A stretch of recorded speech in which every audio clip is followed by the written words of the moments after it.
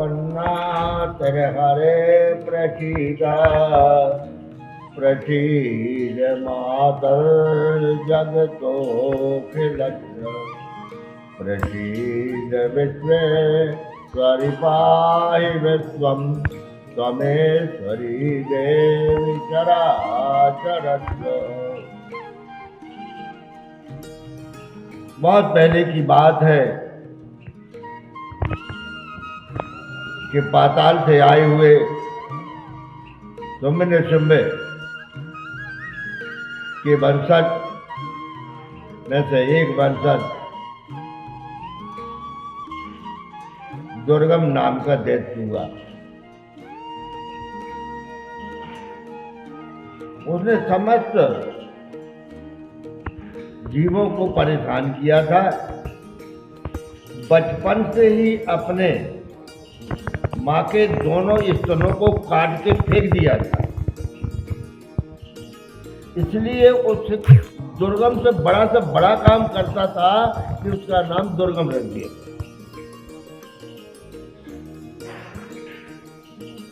वो तपस्या करने के लिए निकल गया और तपस्या करते करते करते करते बहुत बार बीत गए। ओम नमो ब्रह्माय देवाय ओम नमो ब्रह्माय देवाय। ब्रह्मा जी की आराधना करने लगा। सृष्टि के रचिता ब्रह्मा जी सृष्टि का रचना रच रहे थे। उसी समय पर उनका जो कमल दंड है, वो उनका जो सिंहासन है, वो हिलने लगा। ब्रह्मा जी के हाथ हिल गए और वो हाथ हिल जाने से हुआ कि जितनी प्रजा हुई उस समय पे जन्म में,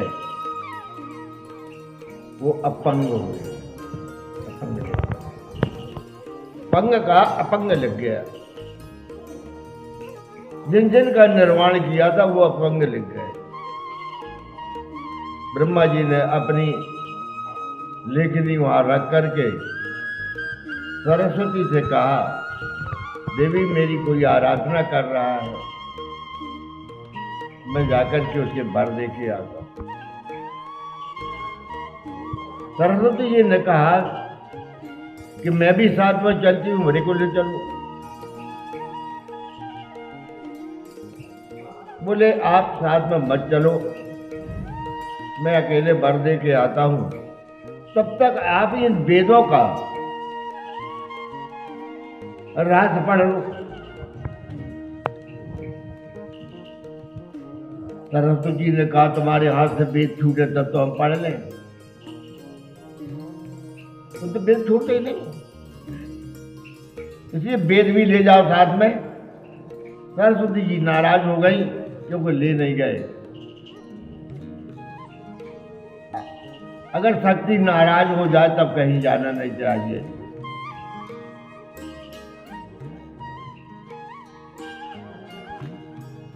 उत्तम कार्य नहीं हो सकता है, लौट के आना पड़ेगा। ब्रह्मा जी नहीं माने, अकेले चले गए। पड़ा था, मूर्छित पड़ा था। ब्रह्मा जी ने कमंडल से जल खींचा, चीटे दिए, उठ करके बैठा। मरे के समान वह था, फिर भी उसकी श्वास से ओम नमो ब्रह्माय देवाय नमो नमः ही निकल रहा था। तपस्या में यह है कि मर भी जाओ तो उसकी झंकार तुम्हारे मन से निकलती ही रहेगी। आप सो जाओ तो झंकार निकलती ही रहेगी। हम लोग जब आराधना करते हो, आराधना हमारे मस्तक में बढ़ जाती है, तो हम किसी से भी बात करते हैं या चलते तो वो हमारे मस्तक में कुंजी रहती है, हमारे मन से वही निकलता है, वो निकल रहा था। ब्रह्मा जी ने कहा मैं तुम्हारी तपस्या से बहुत प्रसन्न हूं, तुम वर मांगो।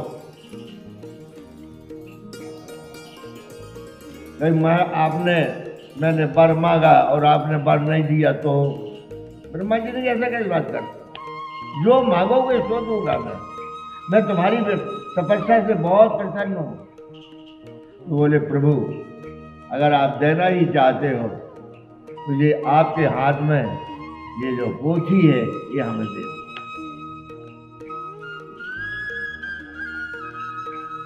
सारे संसार का सुख लिखा हुआ था जिस पोथी में, समस्त देवताओं की आराधना लिखी हुई थी जिस पोथी में, समस्त देवताओं का प्रकट भाव लिखा हुआ था जिस पोथी में, समस्त देवताओं का सुख और दुख भी लिखा हुआ था, इंद्र का लिखा हुआ, सब देवताओं का जो भाव था वो वेदों में जो सार था, उस सार तत्व दुर्गम ने महाराज जी से ले लिया, ब्रह्मा जी ने दे दिया।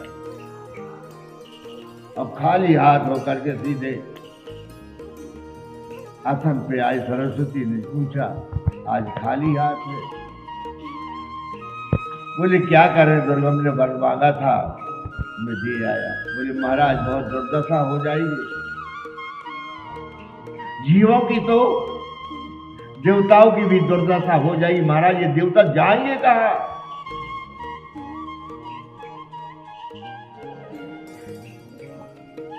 देखा जाएगा। दुर्गम जा करके वेदों को लेकर के संभाल के रख लिया और जैसे वेदों को छिपा के रखा है और जाकर के इंद्रासन के ऊपर कब्जा कर लिया। सभी देवताओं को इंद्रलोक से भगा दिया। सारे देवता कंदराओं में घुस गए अपने जीव को बचाने के लिए। तब तक सूर्य की इतनी तपन हुई कि भाप बनी ही नहीं। सारे पेड़ पौधे जल जल के खाक होने लगे, सूख गए सब वृक्षों। और जब सूख गए तो डाल से डाल जब रगड़ती थी तो अंगार उत्पन्न हो जाता था, वृक्ष जल करके राख हो जाता। घास जल गया, करोड़ों की जहां विश्व में देख रहे जहां भी था, जो गौएं थी जो पशु थे सब के सब जाकर के मरते चले जा रहे हैं। पानी का लेस मात्र नहीं कहीं। अनाज है तो क्या करें, जल के बिना जीवन नहीं रह सकता है। अन्न भले 15 दिन 20 दिन महीना भर न मिले तो आदमी जीवित रह जाएगा, लेकिन जल का होना अति आवश्यक है। जीवन मनुष्य का जीवन दाता ही जल है, जल नहीं। अब ये महात्मा जो नदियों के किनारे पड़े थे तपस्या कर रहे थे, इनके मन में बड़ा दुख प्रकट हुआ। इन लोगों ने कहा कि हमने अन्न तो त्यागा ही था, जल भी भगवान ने त्याग दिया।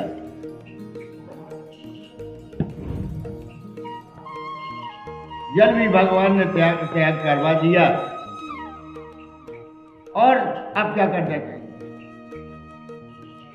ऋषि मुनि सब तीर्थों से निकल के हिमालय की ओर जा रहे हैं। समस्त देवता इंद्र को लेकर के जाके ब्रह्मा के पास पहुंचे। ब्रह्मा ने कहा मैं कुछ नहीं कर पाऊंगा, मैंने तो दे दिया जो देना था। मेरे तो कमल की जो जड़ में इतना जल है कि मैं जीवित रह जाऊंगा। तब तक कोई उपाय हो नहीं करेगा। शंकर जी के पास जाओ, नहीं विष्णु के पास जाओ। विष्णु के पास सारे देवता गए, प्रार्थना करी। विष्णु ने कहा मैं दोनों हाथ खाली, कुछ नहीं हो पाएगा, मैं खुद सूखे पड़ा हूं। क्षीर सागर में एक बूंद जल नहीं है, मैं कहां से लाकर जल दे दूंगा? ब्रह्मा ने करतूत की है, ये ब्रह्मा की करतूत है। ब्रह्मा के कारण प्रजा मारी गई है। ब्रह्मा जी को ये दोष लगेगा।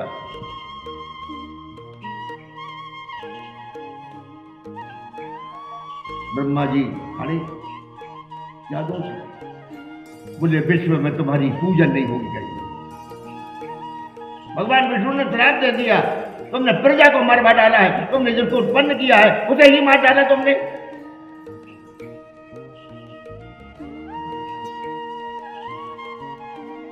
कितना भी हो, बाप बेटे को नहीं खाता है। तुमने सारे बेटों को खा लिया, एक को खाया, दो को खाया, तीन को खाया, अरे पूरे गऊ बच्चे सबको खा लिया तुमने। जितना का तुमने बना लिया सब मर गए। हम तुम्हें शराब देते हैं जब पृथ्वी में तुम्हारी कहीं पूजन नहीं होगी। ब्रह्मा जी थर अब सब देवताओं ने कहा भाई देवी की आराधना करो। सब लग गए देवी की आराधना करने में, लेकिन देवी की आराधना करते करते बहुत समय बीत गया, देवी आ ही नहीं रही। तब ये जो महात्मा ऋषि थे और आचार्यगण जो थे, ये लुढ़कते हुए, जब तक पैदल इनसे बना तब तक तो पैदल चले, इसके बाद ये लुढ़कने लगे। लुढ़क के जाते थे। वो विधान देखना हो आपको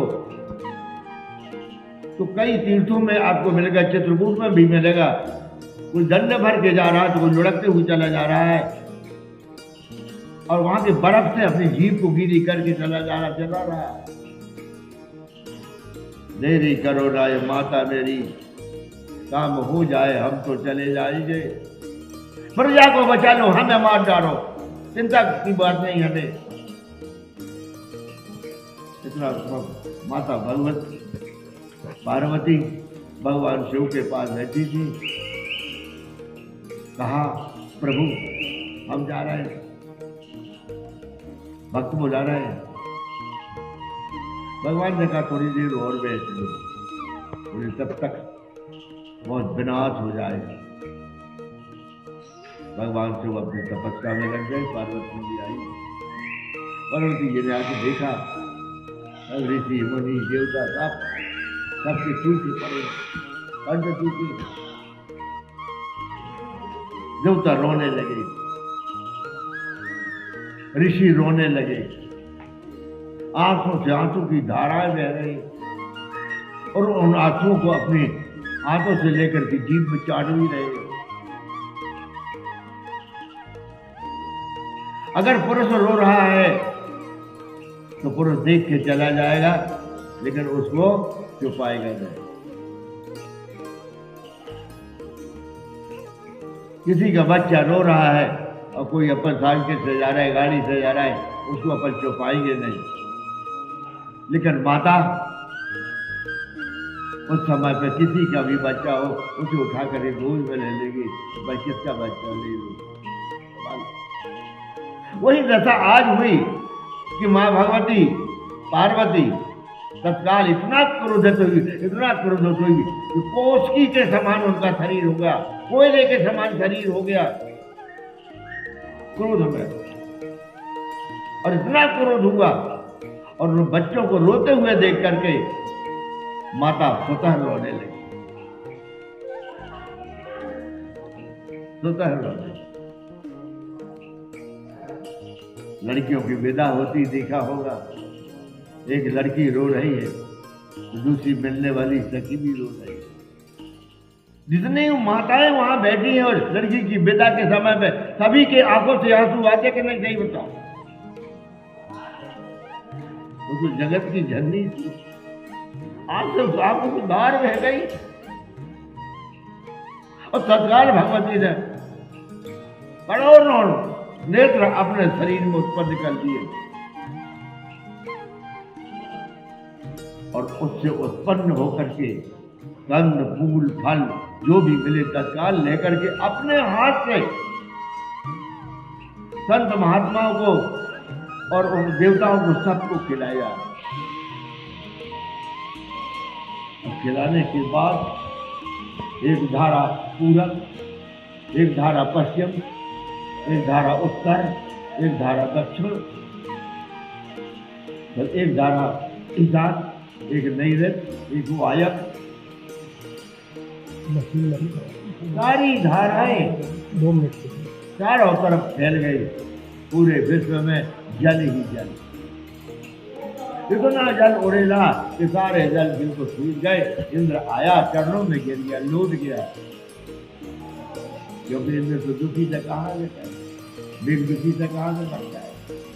मेरे पास क्या था, नीचे से जो जाएगा मैं उसी को तो बरसाएंगे, नीचे से जल ही नहीं है, ऊपर से जल कहाँ से आ जाएगा, इसे कहाँ से डरेगा।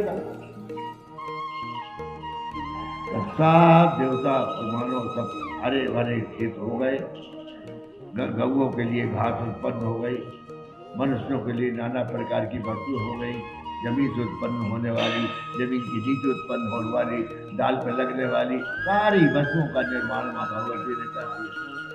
सब देवता भजन कर करके भगवती खाने लगी। भगवती ने तत्काल अपना धनुष टंकार किया। दुर्गम ने महल के अंदर बैठा था। ऐसा कौन है, सारे देवताओं को मैंने छीन लिया, सबको हरा दिया है, ऐसा कौन है जो धनुष टंकार कर रहा है। मगर महल से बाहर आ गया, सारी सेना को लेके आ गया। भगवती ने तीनों नेत्र खोल करके उनकी सारी सेना को जला दिया।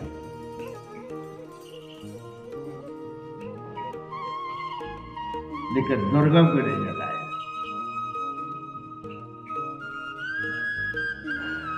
दुर्गम को नहीं जलाया। सारे उसके जितने जितने योद्धा बलवान थे सारे जल के राख हो गए, लेकिन दुर्गम नहीं मरा।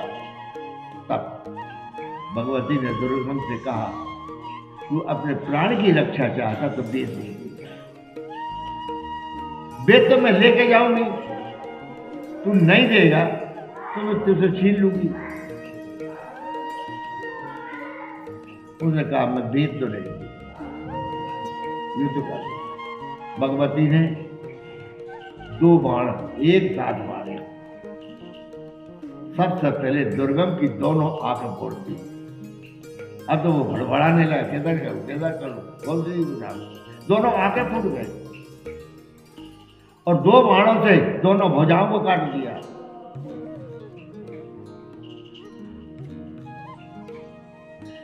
और 4 बाणों से पैर काट दिए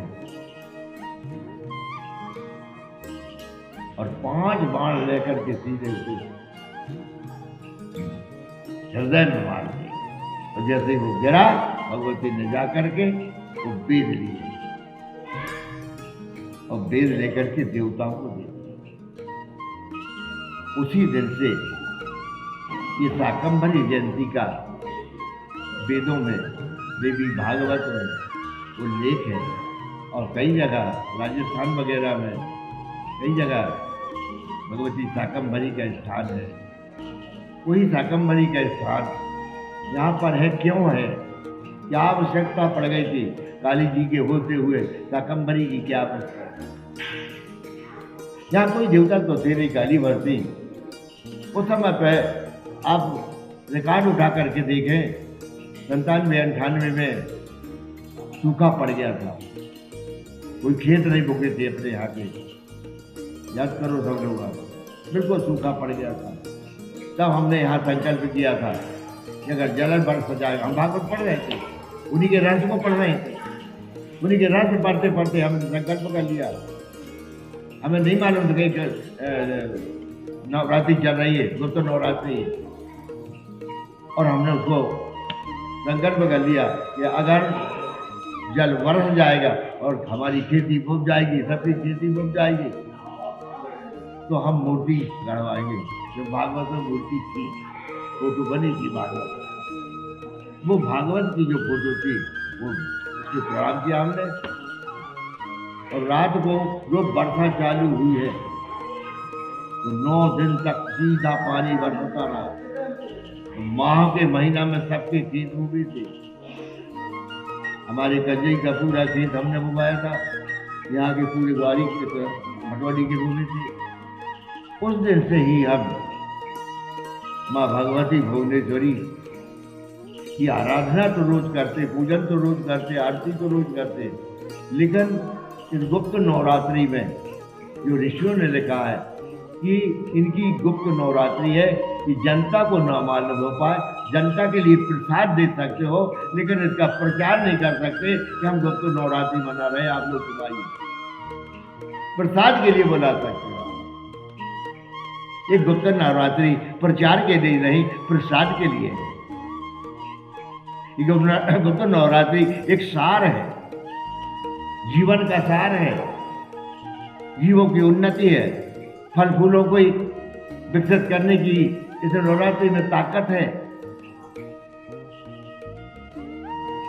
याद रहे तो आप लोग उस दिन एक लोटा जल मां भगवती के नाम पर डालें, शाकंभरी के नाम पे। अब आप लोग शाकंभरी के दर्शन करें, प्रणाम करें, उनसे आशीर्वाद लें और देखें जो उनके शरीर में नेम है और साथ साथ उनके पास जो फल फूल चढ़ा हुआ है, जो सामान चढ़ा हुआ है, उसी का भोग बना है। आधा बना दिया, आधा वो चढ़ा दिया, आधा ले लिया। चल देखिए, बोलो शाकंभरी मैया की जय।